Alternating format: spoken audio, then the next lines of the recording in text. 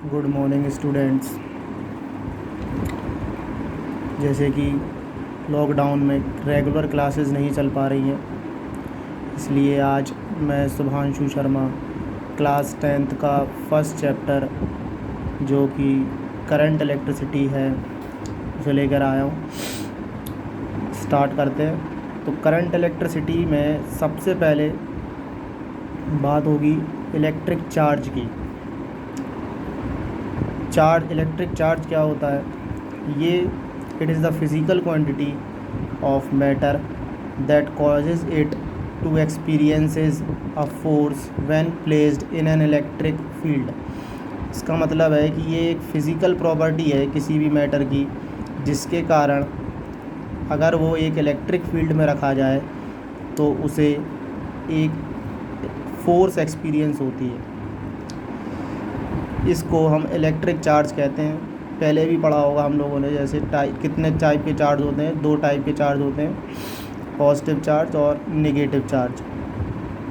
और ये पहले भी पढ़ते आए हैं कि सेम चार्जेस क्या करते हैं? रिपेल करते हैं। रिपेल करने का मतलब क्या है कि अगर 2 सेम टाइप के चार्ज है, मान लो पॉजिटिव चार्ज है, तो वो एक दूसरे से दूर जाएंगे, या फिर नेगेटिव चार्ज है तो वो एक दूसरे से दूर जाएंगे। और दूसरा क्या है कि opposite charges attract each other. अगर 2 अपोजिट चार्जेस हैं, मान लो एक पॉजिटिव चार्ज है एक नेगेटिव चार्ज है, तो वो एक दूसरे की तरफ आएंगे। तो ये 2 प्रॉपर्टीज़ हैं, पहले भी पढ़ी हुई है कि 2 टाइप के चार्ज होते हैं, कि एक पॉजिटिव एक नेगेटिव। सेम चार्जेस क्या करते हैं? रिपेल करते हैं, और अपोजिट चार्जेस क्या करते हैं? अट्रैक्ट करते हैं। अब बात करेंगे हम लोग प्रॉपर्टीज़ ऑफ चार्ज की। तो सबसे पहली प्रॉपर्टी जो है, बहुत इम्पोर्टेंट प्रॉपर्टी है कि चार्ज इज़ क्वांटाइज्ड। इसका मतलब ध्यान से समझिएगा क्या है कि हम इसको समझने के लिए एग्जाम्पल के तौर पर 2 बॉडी ले लेते हैं, एक बॉडी 1 और एक बॉडी 2। दोनों न्यूट्रल बॉडी है। न्यूट्रल बॉडी का मतलब ये नहीं होता है कि उसमें कोई इलेक्ट्रॉन्स प्रोटॉन्स कुछ नहीं है। न्यूट्रल बॉडी का सीधा मतलब होता है कि उस बॉडी में जितने नंबर ऑफ़ प्रोटॉन्स हैं उतने ही नंबर ऑफ़ इलेक्ट्रॉन्स हैं। तो न्यूट्रल बॉडी का मतलब है same number of protons and electrons. तो हमने दो न्यूट्रल बॉडी ले ली, एक बॉडी 1 और एक बॉडी 2। हमने क्या किया, बॉडी 1 में से 100 इलेक्ट्रॉन्स निकाल लिए। अगर हम बॉडी 1 में से 100 इलेक्ट्रॉन्स निकाल लेंगे तो उसमें प्रोटॉन की संख्या ज़्यादा हो जाएगी और इलेक्ट्रॉन की संख्या कम हो जाएगी। ये तो समझ में आता है। अब ये 100 इलेक्ट्रॉन्स निकाल के हमने ट्रांसफ़र कर दिए किसमें? दूसरी बॉडी में। तो दूसरी बॉडी में जब 100 इलेक्ट्रॉन ट्रांसफ़र कर दिए तो उस बॉडी में प्रोटॉन की संख्या कम हो जाएगी और इलेक्ट्रॉन्स बढ़ जाएंगे।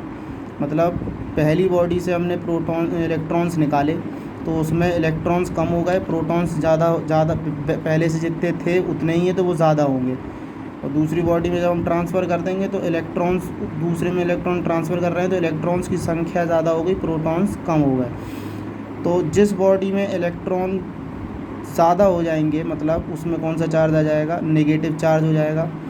और जिस बॉडी में प्रोटॉन ज़्यादा हो जाएंगे उसमें कौन सा चार्ज हो जाएगा? पॉजिटिव चार्ज हो जाएगा।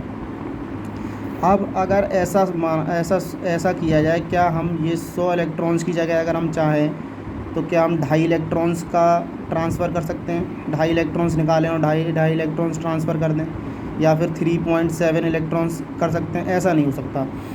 ये चार्ज जो इलेक्ट्रॉन्स का ट्रांसफ़र है वो हमेशा या तो 2 इलेक्ट्रॉन्स निकालें, 3 निकालें, 5 निकालें, 10 निकालें, 20 निकालें, ऐसे नंबर में होगा। ये पॉइंट ऐसा नहीं हो सकता कि हम 2.5 इलेक्ट्रॉन्स निकाल लें, 2.5 इलेक्ट्रॉन्स ट्रांसफ़र कर दें, या फिर 3.5 इलेक्ट्रॉन्स ट्रांसफ़र कर दें, ऐसा नहीं होता है। तो इसी प्रॉपर्टी को कहते हैं क्वांटाइजेशन। मतलब चार्ज का जो ट्रांसफ़र होगा वो हमेशा इंटीजर फॉर्म में होगा। मतलब Q बराबर क्या होगा? NE, वेयर N बराबर क्या है? इंटीजर। n कुछ भी इंटीजर हो सकता है, 1 2 3 4 5 अप टू कितना भी, लेकिन ये फ्रैक्शन नहीं हो सकता। इसी प्रॉपर्टी को हम क्या कहते हैं? क्वांटाइजेशन। तो चार्ज की पहली प्रॉपर्टी क्या हो गई? चार्ज हमेशा क्वांटाइज्ड होता है। चार्ज हमेशा क्या होता है, क्वांटाइज। अब करते हैं बात दूसरी प्रॉपर्टी की। दूसरी प्रॉपर्टी क्या है? दूसरी प्रॉपर्टी है कि charge can not be destroyed, it can be transferred from one body to another. मतलब चार्ज जो है डिस्ट्रॉयड नहीं किया जा सकता, चार्ज को नष्ट नहीं किया जा सकता, उसको ट्रांसफ़र किया जा सकता है एक बॉडी से दूसरी बॉडी में। यानी कि चार्ज कंजर्व्ड होता है एक आइसोलेटेड सिस्टम के लिए। तो इसको समझने के लिए हमने क्या माना, एक आइसोलेटेड सिस्टम का मतलब होता है ऐसा सिस्टम जिसमें ना अंदर से कोई भी किसी भी चीज़ का अंदर से बाहर ट्रांसफ़र हो सके या फिर बाहर से अंदर ट्रांसफ़र हो सके। आइसोलेटेड सिस्टम का मतलब एक पैक्ड सिस्टम जिसमें ट्रांसफ़र ऑफ किसी भी चीज़ की ट्रांसफ़र मुश्किल ना हो। तो हमने एक आइसोलेटेड सिस्टम मान लिया, उसमें 3 बॉडीज़ मान ली ए बी सी। उसमें ए बॉडी पर इनिशियल चार्ज 2 कूलम था मान लिया हमने, दूसरी बॉडी पर बी बॉडी पर इनिशियल चार्ज 3 कूलम था और तीसरी सी बॉडी पर इनिशियल चार्ज -1 कूलम था। किसी कारण से इस सिस्टम में पहली बॉडी पर अब फाइनल चार्ज हो गया 1 कूलम, दूसरी बॉडी पर फाइनल चार्ज हो गया 6 कूलम। तो तीसरी बॉडी पर चार्ज कितना होगा ये निकालने के लिए क्या करना है, इसका हम लोगों ने पहले ही पढ़ लिया। प्रॉपर्टी क्या है कि चार्ज इज़ कंजर्व्ड, मतलब जितना चार्ज इनिशियल सिस्टम में होगा उतना ही चार्ज फाइनल सिस्टम में होगा। तो इसको सॉल्व करने के लिए क्या करें कि हमने क्या मान लिया, Q इनिशियल बराबर Q फाइनल।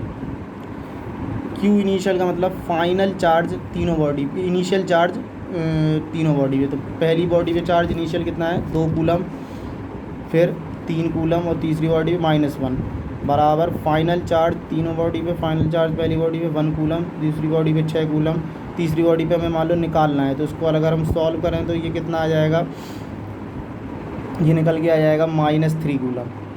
तो दूसरी प्रॉपर्टी का मतलब समझ में आया कि चार्ज क्या है, कंजर्व्ड रहता है, उसको नष्ट नहीं किया जा सकता, ट्रांसफ़र किया जा सकता है एक बॉडी से दूसरी बॉडी में। तीसरी प्रॉपर्टी क्या है, तीसरी प्रॉपर्टी कहती है कि किसी भी पार्टिकल का चार्ज उसकी स्पीड पर डिपेंड नहीं करता। Charge does not depend on the speed of particle whereas mass of particle depend. अगर किसी पार्टिकल की स्पीड लाइट की स्पीड के कंपैरिजन में आ जाए, तो ये पहले 9th क्लास में बताया गया था कि अगर किसी पार्टिकल की स्पीड लाइट की स्पीड के कंपैरिजन में आ जाए तो उसका मास भी वेरी कर जाता है, मास कांस्टेंट नहीं होता। लेकिन चार्ज क्या है, हमेशा कांस्टेंट रहता है। चार्ज स्पीड पार्टिकल की स्पीड पे डिपेंड नहीं करता, कुछ भी पार्टिकल की स्पीड हो चार्ज पे कोई फ़र्क नहीं पड़ेगा। तो 3 प्रॉपर्टीज़ के बारे में हम लोगों ने पढ़ा। पहला कि चार्ज क्वांटाइज्ड होता है, मतलब Q बराबर NE की फॉर्म में होगा जहाँ पे N इंटीजर होगा।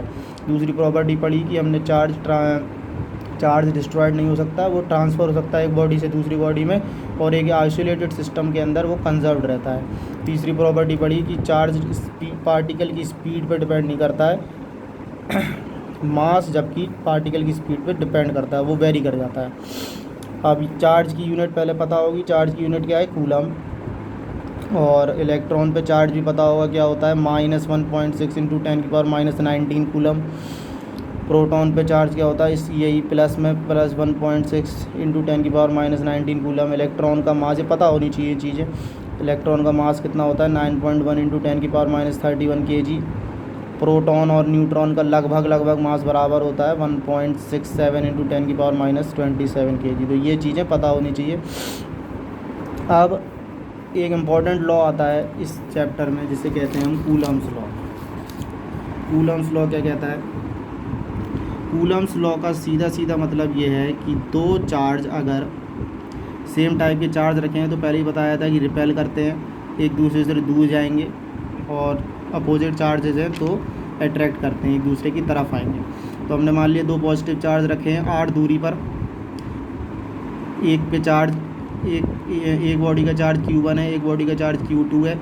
तो दोनों पे रिपेलिंग फोर्स लगेगा, दोनों एक दूसरे से दूर जाएंगे, मान लिया F1। दूसरे हमने मान लिया कि एक पॉजिटिव चार्ज रखा हुआ है, एक नेगेटिव चार्ज, दोनों पे चार्ज, एक पे Q1 है एक पे Q2, दोनों की डिस्टेंस कितनी है R।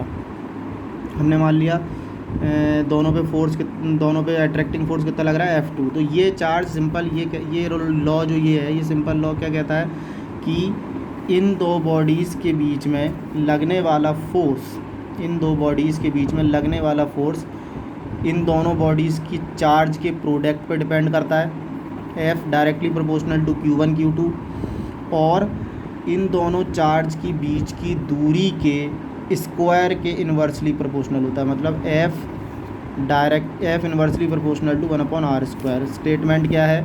It states that two bodies of same charge और opposite charge repel and attract each other with a force which is proportional to the product of charges and inversely proportional to the square of distance between them. तो यानी कि ये जो एक तरीके से universal law of gravitation 9th में हमने पढ़ा था, ये उस तरीके का लॉ है कि दोनों की दो बॉडीज़ के बीच में, दो बॉडीज़ पे अगर चार्ज Q1 Q2 है तो उनके बीच में लगने वाला फोर्स उन दोनों बॉडीज़ के चार्ज के प्रोडक्ट के डायरेक्टली प्रोपोर्शनल है, और उन दोनों बॉडीज़ के बीच की दूरी के स्क्वायर के इन्वर्सली प्रोपोर्शनल है। और दोनों फैक्टर्स को कंबाइन कर दिया जाए तो ये बन जाएगा F directly proportional to Q1 Q2/r²। जब डायरेक्टली प्रोपोर्शनल का हम साइन हटाते हैं तो एक कांस्टेंट आ जाता है K, K जो है वो कांस्टेंट आ जाता है। अब इस कांस्टेंट की वैल्यू क्या होती है वो हमारे सिलेबस में अभी नहीं है, ये सब हम ये 12th में पढ़ेंगे, इस K की जगह क्या आता है। तो ये सिंपल लॉ है कि ये लॉ ये सिंपल ये बताता है कि दो बॉडीज़ के बीच में लगने वाला इलेक्ट्रोस्टैटिक फोर्स कैसे निकाला जाए, तो उसका मेजरमेंट बताता है ये लॉ, सीधी सी बात। अब इसके बाद जो कि चैप्टर में पढ़ना है आप लोगों को, करंट का मतलब क्या है? चार्ज के फ्लो होने के कारण ही करंट आता है। यानी करंट की डेफिनेशन क्या हो गई? Rate of flow of charge is called current. यानी I बराबर क्या हो जाएगा? Q/T। चार्ज की यूनिट क्या होती है? कूलम। टाइम की सेकंड। तो करंट की यूनिट क्या हो गई? Coulomb per second. यानी इसी को हम लोग क्या कहते हैं? एम्पियर। तो करंट की यूनिट क्या हो गई? एम्पियर, या फिर दूसरी भाषा में कूलम पर सेकंड। अगली बात, पोटेंशियल डिफरेंस। पोटेंशियल डिफरेंस क्या होता है? पोटेंशियल डिफरेंस का मतलब समझ लो, बहुत आसान है। हमने मान लिया दो पॉइंट हैं A और B। एक का पोटेंशियल A पॉइंट का पोटेंशियल VA है, B पॉइंट का पोटेंशियल VB है। तो B पॉइंट से हमने किसी एक चार्ज Q को उठा के A पर ले गए। ये करने में जो हमने वर्क डन किया उसी को हम लोग क्या कहते हैं? Potential difference. मतलब potential difference is the amount of work done in moving a electric charge from one point to another. B point से A पॉइंट की तरफ ले गए, यानी VAB बराबर वर्क डन कहाँ से कहाँ ले गए? B पॉइंट से A पॉइंट। तो work done in bringing from point B to A upon जो चार्ज लेगा उसकी वैल्यू Q। इसको हम लोग एक तरीके से और लिख सकते हैं, क्या? VAB को क्या लिख सकते हैं? VA माइनस VB बराबर work done in bringing a charge B from B to A upon Q। यानी पोटेंशियल डिफरेंस की डेफिनेशन क्या होगी सिंपल भाषा में? किसी चार्ज को एक पॉइंट से दूसरे पॉइंट तक ले जाने में जितना वर्क डन किया जाता है उसी को हम लोग क्या कहते हैं? Potential difference. इसी से हम एक मिलता जुलता टर्म है इलेक्ट्रिक पोटेंशियल।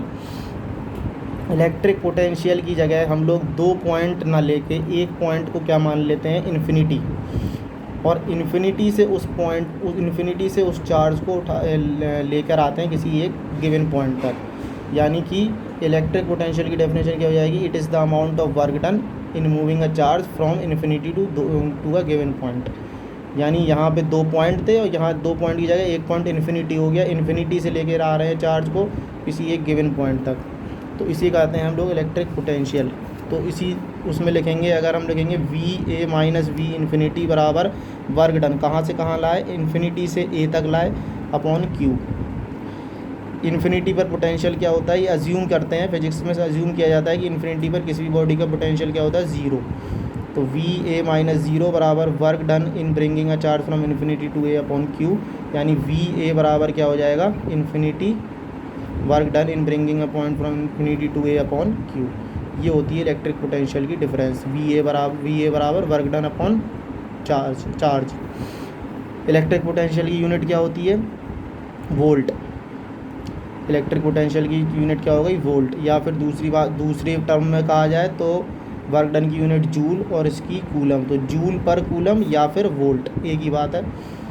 जो इलेक्ट्रिक पोटेंशियल की दो यूनिट, एक ही यूनिट है वोल्ट, उस वोल्ट ही को कहा जाता है जूल पर कूलम। कैसी क्वांटिटी है, स्केलर क्वांटिटी है। क्यों, क्योंकि वर्क डन अपॉन, जैसे फॉर्मूले में समझ में आ रहा है, work done upon charge, work done एक स्केलर क्वांटिटी होती है और चार्ज तो स्केलर है ही, तो दो स्केलर क्वांटिटीज़ मतलब इलेक्ट्रिक पोटेंशियल क्या हो जाएगी कि स्केलर क्वांटिटी। अब बात होती है कि करंट स्केलर है कि वेक्टर। तो ये सवाल है जो बोर्ड में कई बार पूछा भी जाता है। अच्छा, कि करंट कैसी क्वांटिटी है। मान लो करंट हमने देखा होगा, मान लो यहाँ से 7 एम्पियर करंट आ रहा है, इन दो ब्रांचेज में बढ़ गया, यहाँ 5 चला गया, यहाँ 2 चला गया, यहाँ 3, यहाँ से मान लो 2 ब्रांचेज से करंट आ रहा है, यहाँ से 3 आ रहा है, यहाँ से 2 आ रहा है, ये जुड़ के इस ब्रांच में कितना चला गया, 5। तो करंट में मैग्नीट्यूड भी है और दिख रहा है कि डायरेक्शन भी है, तो इसको वेक्टर होना चाहिए, लेकिन ऐसा नहीं है। करंट के पास दोनों मैग्नीट्यूड भी है, डायरेक्शन भी है, तब भी ये वेक्टर क्वांटिटी नहीं है। इसलिए नहीं है क्योंकि ये वेक्टर लॉज ऑफ एडिशन को फॉलो नहीं करता।